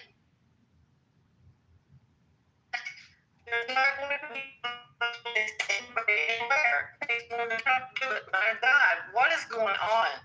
Dr. AG, thank you. Heard me calling you because I couldn't take it no more. What's going on? What's going on? What's happening? Tell them who has the power of the purse. Tell them, Dr. AG, who has the power of the purse? Because I don't think they. Apparently not. Oh, definitely the House of Representatives. Oh, the Congress. I'm sorry. Yeah. Who doesn't? What's going on? So even if we do get $2,000, they're talking about $2,000 for the year. What is that covering? $2,000. This is what Trump is out here blabbering about, that they want to give the money back to the people and not to the insurance company. He wants them. I heard 800 the other day. Now I'm hearing 2,000. It makes no sense for anybody to even believe this, because the president can't just give out money. Oh, he don't give. Okay. Yeah. Cut a check. I don't know what planet y'all are on. This is insane. Why are y'all entertaining this foolishness? But Dr. AG. These people will not stop. They won't stop infomercials. They won't stop this check talk. You can't. It's ridiculous. While I was raising my voice, never paid anybody any fucking thing. While I was raising my voice for the Lord, I got a message saying somebody was advising people to take 50-year home mortgages. That was another bunch of bullshit. I think he's still on the stage. Did he leave? Sorry. No. I think he's gone. No, we're not. We're not starting that again. They make their down payment with the $2,000 check. The down payment for the 50-year loan. But you know what? Hold on. But when people got the $1,500 check and people got a $600, people were thankful for those checks during that time in 2021 and 2020. Okay, y'all yeah, but people were thankful though. I mean, like, can we? Who said people weren't thankful? What's going on? But I'm saying people get a see. This is the part of being elite, right? A 2,000 check. Someone in the chat put 2,000. 2,000 ain't shit, but 2,000 can help a lot of people. But that wasn't the reason behind those checks. And we're not talking about reason. We're talking about dollar amount. It doesn't matter. He delayed giving the checks because he wanted to sign the physical check. We're not getting into the weeds. We're talking about the amount. We don't. We do need to get into it. Because it was crazy. No, because this is the problem that you guys always give in the delusion. Okay, can we just stick to the top level? No, we are on the topic. But can we keep it high level? We are keeping it high level. Why keep it high level? Is why when people appreciated the $2,000 check. Wait one second, because I'm sorry, I'm new here. You know, I'm kind of slow. So, I think the issue is, you're correct. During COVID, when people got those stimulus checks, when they got that check, people were grateful. People were glad they needed the money. Great. No problem with that. I think the issue now is that this money is supposed to perform a specific function. This money is supposed to compensate, right, for subsistence that already exists. And the argument is this money isn't going to satisfy the need that will be created when the subsistence that's in place is taken away. Rather, it may even make people's financial burden greater. So it's not that people aren't grateful when they are given any sort of stimulus, subsistence, support, whatever. It's that the way this support is being marketed, it's false advertising. And unlike the stimulus people got in COVID, it's not going to help. It has the potential to make things worse. That's what the issue is. So it's marketing as tariffs. So this is a different situation, right? It is being marketed as tariffs, but the problem is that there's no tariff money that's actually been collected. Oh wait, to justify I thought you were talking about the money you don't give people. Right, it is. It actually is being. It is marketed. It is being marketed as $2,000. The tariff money that he collected. No, guys, no. No, that's not. I'll tell you what's happening. We're not talking about that. Hold on. There's two different conversations being had. The $2,000 from tariff revenue is one thing, and then instead of giving cutting that money to insurance companies to open up the government and giving it to the people, that's a different conversation. Right. We're not talking about that. Right. I'm talking about the second thing, because I thought that was what Omari was. That's what we were talking about. Then disregard. I'm talking about the tariffs. We're talking about the tariffs, right? We were talking. Omari and I were talking about the tariffs. Right. That was Omari was the conversation for you. When I raised the question about the insurance. Okay, go ahead. I'm sorry. I didn't hear that part. We were talking about the $2,000 topic. Dr. A.G. Omari threw off the topic because he was going to make himself a fool per usual. That's what happened.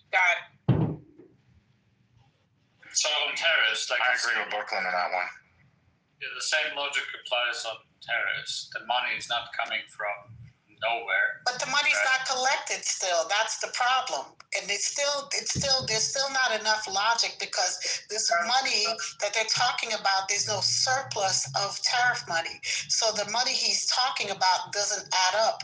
There's not enough money of this tariff money to go around to give back to anyone. Was that neoliberal who was talking before? Yes. Okay, what were you saying? I'm sorry. I wanted to hear his point. I think 195 billion, somewhere between that to 200 billion in tariff revenue, right? That is overwhelmingly paid by Americans, right? Correct. So again, taking money from somebody, giving it to somebody else. Because this is first of all, this is not serious, because this is literally off tweets or truth social posts of Donald Trump. So what is the distributional effect of this? Like, I can't do the math, nobody can do math in the head, but knowing that tariffs are regressive, right? And assuming the distribution is going to be flat, right? That is a regressive tax on Americans, even if it is distributed right back. So are regressive tax good for the Americans? Probably not. You're taking money from people who don't have money and giving it to people who have more money, even if you exclude the top, I don't know. Even if you exclude the top, it's still regressive, right? What is the point of it? No. It's the opposite. And you also have a pending tariff-related Supreme Court, which could rule to give all of that money back to people who paid it, right? No. Businesses. No, it's the opposite. And there have been 184. I'm looking at the stats. There's been 184 billion dollars collected in tariffs from U.S. importers from February 20. This is the fiscal year of 2025. So it's 184 billion dollars. Now that is not enough to cover what is potentially a $280 billion stimulus check back. But because Trump is saying he's going to cut off high income earners, and it depends on where you postulate high income earners. If you're saying that it's over 100, like I said before, that's over individuals making over $100,000. That eliminates between 15 and 18% of the United States. But it will go to the rest of the people. Now, I'm not debating that. But once you give that money back, I don't consider that a regressive tax because you're eliminating the high income earners. Still remains regressive even with that. It's fine, but listen, here's the point is, there's two things. One, this is serious. Two, I do think not only Republicans, there are some Democrats that would definitely get behind this. I think Congress would pass this if pushed by the president. Nobody typically likes to be the one to say that the middle class doesn't get money that is available, especially if Trump's pushing hard. The Republicans will go forward. You'll have your Thomas Masseys and your Paul Rand. What about hold on a minute. You'll have your Thomas Masseys and your Paul Rand, your debt hawks that will be against it. But the majority of Republicans will be for it. It will be hard to press to say when we come out of the shutdown, or then Democrats to say that we are against giving average people a $2,000 check, even though the fiscal sense may not make sense. I don't think they'll be all against it. Not all. Okay, what about Supreme Court? What about the Supreme Court?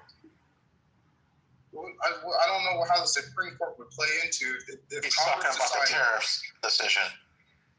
Yeah, if Congress decided to give $280 billion back to the American people, just like the COVID checks that they did, I don't think the Supreme Court plays into it because this money has already been collected.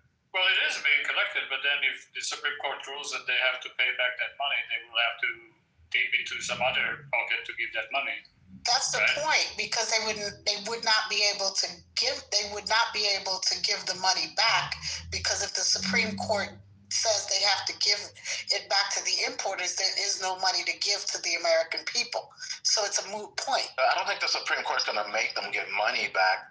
I think they would. They're not. They're not. They have to wait for you have to wait for the ruling. Yes, they have the right to. If the Supreme Court says they have to give them the money back, they got to give them the damn money back. What are you talking about? I was listening to CNBC and other. Hold on. Rez, I think he's not understanding. You're skipping something. If the Supreme Court rules that Donald Trump did not have the authority to impose the tariffs, that means he would then have to give the money back. Thank you. So they would have to rule that the tariffs were illegal, like he imposed them without authority. Correct. They were unconstitutional. That's why. Hold on. That's what they're talking about when they say he would have to refund the money that he's collected because he collected it illegally. Right, so there would be no money to give to anyone. But they're not gonna. But the deals that he already made, where other countries agreed to, they're not looking at those. They're not looking at. It doesn't matter whether the deals were made or not. Listen to what I'm saying to you. If the Supreme Court rules against him, and they say it doesn't matter whether the deals were made and they were agreed upon. It would strike down the deals, and he would have to give the money back to the countries. That it makes any money going to anyone a moot point. Omar, period, point blank. The likelihood of the Supreme Court forcing us to give money back is like less than 1%. I do not envision that. Okay, your percentages don't matter right now. Yeah, I know, but we all know that when has the United States ever given back money in your lifetime? I mean, even if they ruled against going forward. They just gave Iran back their fucking money. What are y'all? Are y'all weird? Are y'all cool? They give countries back money all the time. Are y'all cool? They gave Iran back their money. They have given other countries back their money. Somebody else was trying to talk, y'all. I think somebody else was trying to get into the conversation. Why do people have such strong opinions who didn't listen to the case? They literally talked about this during the case, Trent and Omari. Did y'all not? Hold on, Trent. Trent, just let me get it out, man. I haven't interrupted you. I don't know why you do this. Just let me make the point. How do I sound ridiculous when they were talking about it? Stop talking. Wait a minute. Let him finish. Oh, 1 second. I sound ridiculous talking about what the justices themselves talked about? How's that ridiculous? It sounds ridiculous. You're going to postulate that the Supreme Court is going to force the United States to give back $200 billion in tariff gains. That has sided with Trump in every major decision. I mean, are we really making that argument? You can make that argument to these Trent, this came up in the case is all I'm saying. That's it. The justices suggested they brought it up, and they agree with you that it would be, well, you didn't say this, they think it would be very difficult to do, but it came up in the case, and it will go to U.S. importers. It wouldn't go to other countries. Go to U.S. importers. Go. That's it. But hold on, Trent. I'm just bringing. You tell me I sound ridiculous. Hold on. I'm just telling you it came up in the case. Tell that to Justice. Let me ask you a question. Did you listen to the oral arguments? I did. Did you listen to the oral arguments? Did not. Polymarket has Trump winning the case 22%.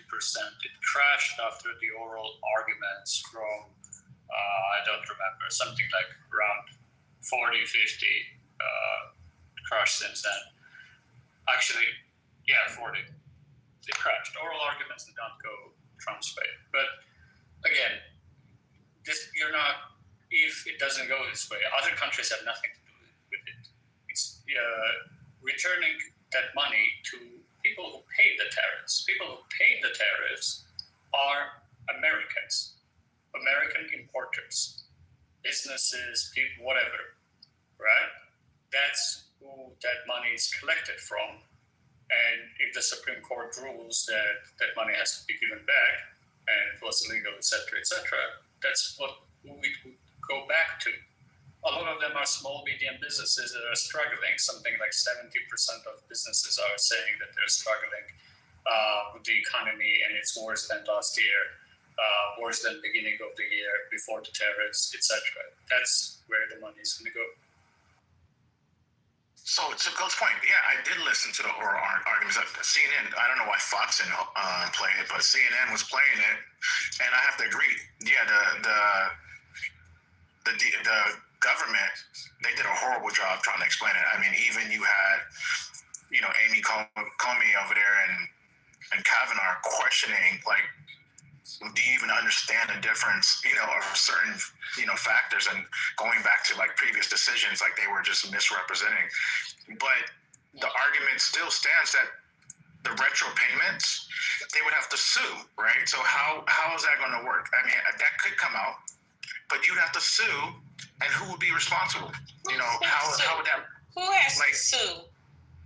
Like Goat mentioned, who would have to sue would be not the country, but the importers. Talking about. No. How would you? Okay, so you listened to the oral arguments, right? Yes. So how did they say the money would be refunded? This is how it happens, Omari. Let me take it away from the tariffs, right? Okay. So you know how Amazon Prime was accused of cheating people because they wouldn't let the people,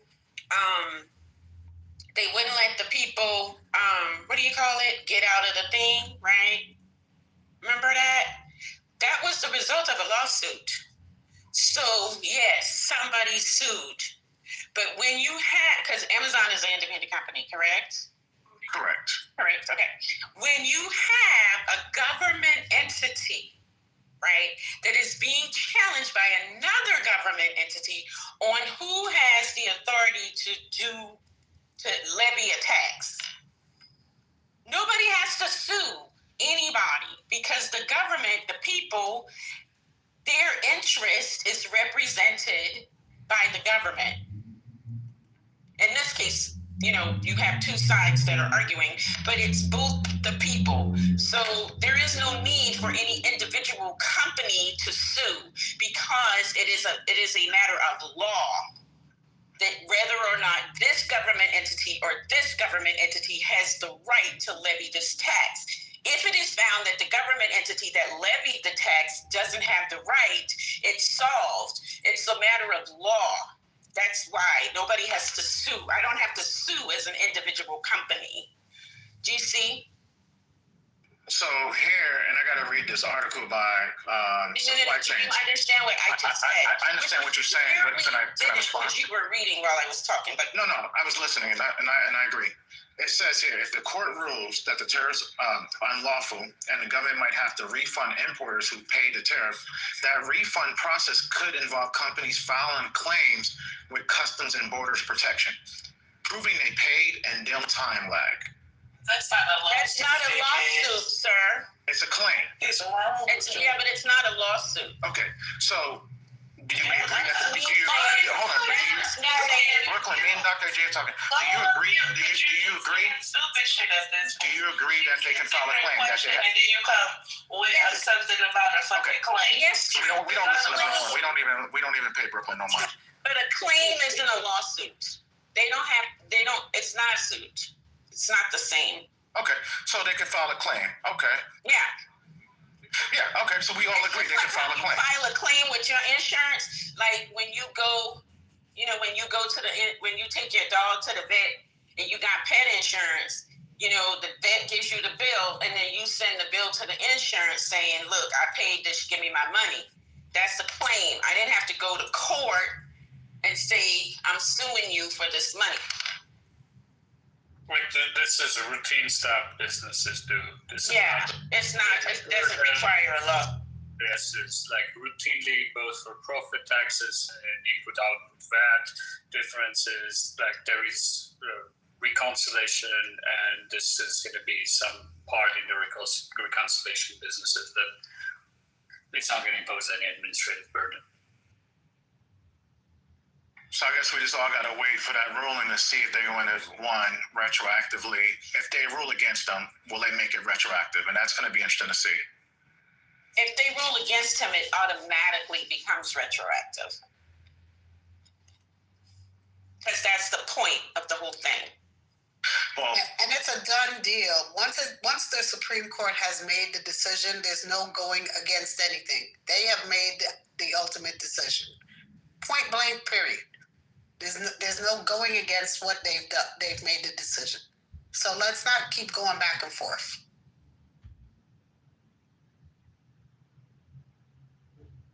The other point is, like, other than distributional effects of these checks, the government shouldn't function this way. This is not normal tax policy. 100%. This is not like economists haven't sat down and calculated the distributional effects on inflation, effects on GDP, whether it's a good idea or not. It's probably regressive, right? Just basic logic tells us that regressive.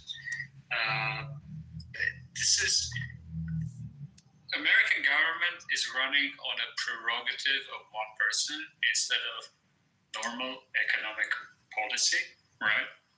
And that is kind of insane. If Bitcoin's not 300K, Andrew, my life is over. It's the Jews, man. It's the Israelis, yeah. I feel like Israelis is expanding onto Jews because there's Arabs in there, there's Christians in there. It's inclusive. It's just expanding that scope. It's like, hey, you just hate all of them. So maybe that is true. Maybe it is like everyone's in charge, in some way. And that's their way of backing those out of a corner. So John said, when are you gonna have this debate with John? Because I can't miss this. I don't know. If he happens to be in here, like the thing is, the thing is, you both. Well, both of you are. I agree with that. It's very unlikely we'll get it, but you have to catch him on a confident day. You might get it. But surprisingly, you both are in Florida, so I need to make sure you have it on here and not in person. You know, what's going to happen is he's going to concede that J6 was not an insurrection, that it wasn't a big deal, and that he's not surprised that it was an inside job, but that I said there was no violence, and therefore I'm wrong. So that's what I'm waiting for, which is all I want. I just want him to admit that it wasn't a big deal, it wasn't an insurrection, and it was a nut burger. He will never admit it's nothing burger. That's what I tried to press him on. I think the original claim was that it's a nothing burger. I know, and he'll have to admit that once he sees that